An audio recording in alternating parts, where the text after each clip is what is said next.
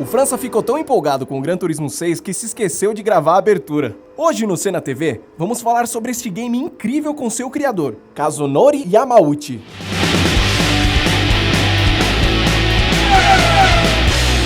Olá amigos do Senna TV, mais uma vez aqui com um programa especial para vocês direto de Tóquio, no Japão, e vamos falar de Ayrton Senna, claro. Estou aqui com o criador da série Gran Turismo do videogame, Mr. Kazunori. Thank you very much. Nice to meet you.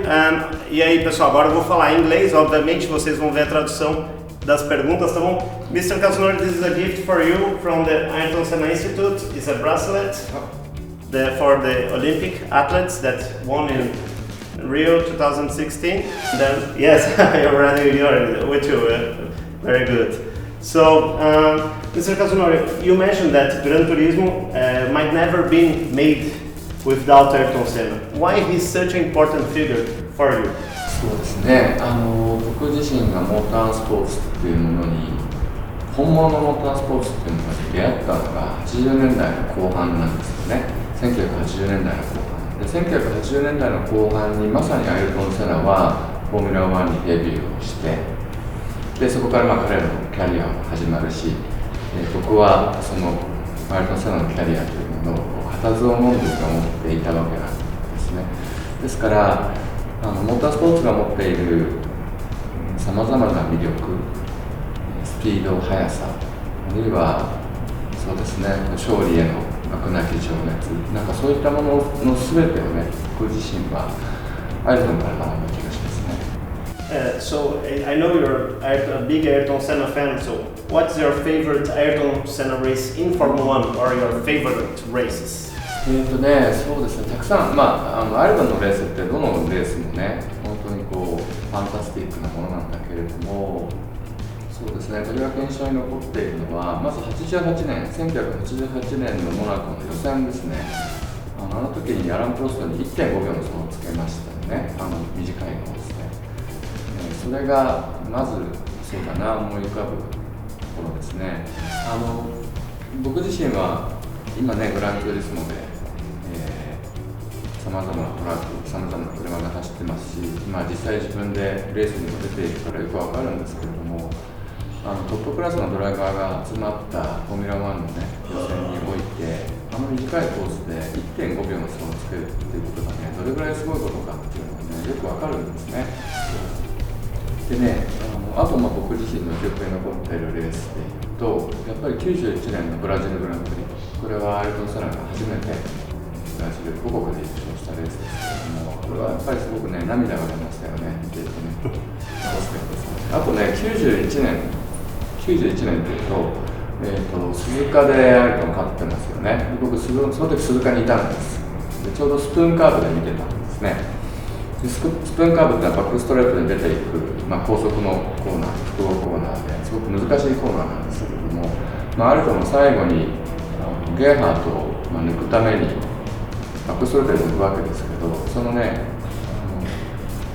スプーンカーブのエイペックスから立ち上がるときにアイルトンがスロットルで車の向きを変えて、ゲーハートのイン側にラインを取って真横に並びながらスプーンカーブを立ち上がっていったんですね。でそれで彼はゲーハートを抜いて、優勝するわけですけど、その走りにもね、すごくしびれましたね。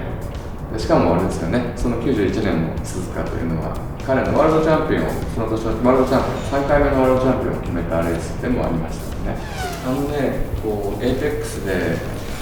本来車はステアリングで曲がっていくものですけどね、時たった1回だけはアイルトンはスロットルで車の向きを変えて立ち上がってゲーハートの横に並んだんですけど、なんていうんですかね、レーシングドライバーが牙を剥く瞬間というのかな、そういうのを本当に目の前で見て、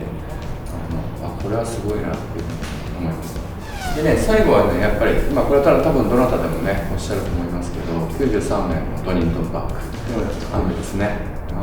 時の最初の1周はすごかったですね。Great. You mentioned the Suzuka 91, and this year will be the 25th anniversary of the Ayrton Senna's third title. So what just said about your memories of the 90 Grand Prix. So for the Japanese in general, why is this Grand Prix so important as for us Brazilians? Because it was Ayrton Senna's third title. そうですね、おそらく日本人はいくつかの理由でアイルトンを愛していたんですね。でその理由の一つはもちろん彼がホンダエンジンに乗っていたということも大きかったでしょう。であともう一つはね、やっぱりアイルトンがヨーロッパのモータースポーツ文化、巨大なモータースポーツ文化の中で、ブラジルという、すごく遠くからね、地球の裏側の国からやってきて、そこでワールドチャンピオンになる大変な成績を残すっていう、そのなんかこうハングリーさというか、その成功の物語にね、やっぱり日本人は、自分たちのことを重ね合わせていたんじゃないかという気がしますね。In Brazil, we say that's like a samurai. そうですね。So how important was the partnership with the Ayrton Senna Institute for the GT6? そうですね、僕がグランツーリスモを作り始めた時からね、いつかどこかでアイルトン・セナっていう大きな歴史物語とグランツーリスモをどこかで関係させたいと思っていました。でその夢が GT6 で叶って、アイルトンのキャリアをグランツーリスモの中で、アイルトンのキャリアの一部ですけれどもね、それをプレイヤーが体験できるっていうことになって、これは僕にとってもすごく大きなことだったし、アイルトンの伝説を、新しい若い世代に、伝えていく上でものすごく重要な瞬間でしたよね。Can Ayrton Senna fans expect more features for the next games, maybe? 今ね、僕らはグランツーリスモスポーツという言ってみればそうですね、よりスポーツにフォーカスをした新しいグランツーリスモをプレイステーション4で作っています。スポーツっていう場合2つの側面がありますね。一つはモータースポーツだったら本当にレーシングカートを子どもたちが運転するような、つまり毎日それをほんの少しでも行うことによってちょっとだけ人生が豊かになるようなね、そういうグラスルーツのスポーツの側面、あともちろんトップオブトップの工業としてのモータースポーツの側面みたいなのがありますけど、この2つをね、両方今度のグランツーリスモスポーツでやろうとしてるんですが、その中にももちろんアイルトンという存在は登場する予定ですので、そこは楽しみに待っていてください。If you can choose one race car drove by Ayrton Senna and you could drive, which car would that be? やっぱりマクラーレンの MP44 ですね。Yes, this I understand. The same for me. あとまだパドルシフトもついてない時代のフォーミュラのカーですし、この車をきちんと走らせるっていうのはちょっと夢ですね。So you're also a racing driver. So how does Ayrton Senna inspires you when you are in a racing car? そうですね。僕自身がモータースポーツを始める前からね、アイルトンの走りというのは、つぶさに観察してきたわけですね。ですから、そのアイルトンの走り方、どう単位していくのか、どうエイペックスからスロートルを開けていくのか、そこで例えばテールが流れた時にどうリアをキャッチするのか、なんかそういった作法の全てが、僕の中にね、染み込んでるんですよね。ですから僕がトラック上でレーシングカーを走らせる時にもそのイメージは常にありますね。アイルトンと同じようにできるわけではないけれども、いつかああいうふうに運転したいっていうイメージは常に持っています。ですからそういったお手本としてアイルトンの走り方、ドライビングっていうのは、ね、常に僕の中にあるっていう意味です。And Ayrton Senna was always concerned for each detail when he was in a racing car. So can we say the same with you with your Gran Turismo? そうですね。全く同じですね。何か物事を成し遂げる時というのは、とにかくその全体に目を配らせる必要があるのと、あとそれぞれの細部に全ての注目する必要がある、コントロールする必要がありますよね。ですからそういったアイドルなアプローチというのは、僕らがグランツーリスモでやってることとほとんど変わらないですね。で、あともう一つは僕自身が、アイドルから学び、現に今グランツーリスモを作りながら実践していることというのは簡単に言うとやっぱストイシズムですよ。何か大きなことを成し遂げたいと思った時にとにかくそれに集中して余計なものを全部排除していって大事なことだけに集中する、大切なことだけに、変わりゆくものだけに集中するっていうのはやっぱりアイルトンから学んだ気がしますね。One last question for you. You've been in Brazil 3 years ago and meet Ayrton Senna's family. You've been in the Ayrton Senna Institute. So how important was that for the game as well, the GT6?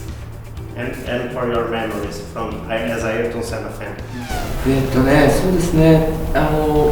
僕ブラジルに行ってアイルトンセナインスティテュートの皆さんとお話をした時にも直接お話ししたんですけど、なんて言うんでしょうね、アイルトンというのはやっぱり僕らが生きていく上での大事なロールモデルなんですよね。これは子どもたちにとっても同様でしょう。でしかもその役割というのは永遠に変わらない。おそらく100年経っても200年経ってもアイルトンという存在は、子どもたちにとってのロールモデルであり続けるだろうと思うんですね。で、僕はインスティテュートの皆さん、アイルトンセナインスティテュートの皆さんとお会いしてね、で彼らが言ってみればアイルトンの伝説、あるいはそのロールモデルとしてのアイルトンという存在のいわば守り神としてね、きっとその歴史、伝説を守り続けているっていうことに気づいたというか、出会ったというか、それを目の当たりにして、でね、僕は何かね、インスティテュートの皆さんから何かボールを受け取ってしまった感じがしましたね。何か大事なボールで僕が受け取ったこのボールは、誰かに渡さないといけない。それはこれから大人になっていく子どもたちかもしれないし、もちろんこれからモータースポーツを始める子どもたちかもしれないけれども、とにかくこの受け取ってしまった大切なボールをね、僕は僕なりにベストを尽くして次々と他の人たちにパスしていかなければいけない、そういう役割を負ってしまったんだなってことがすごくよくわかりました。That's absolutely true. Okay, Ted. So thank you very much. So we'll see. Thank you very much once again. So let's see. Vamos ver agora, né, gente? Ele acelerando também no jogo Gran Turismo, tá bom? Valeu, obrigado, até mais.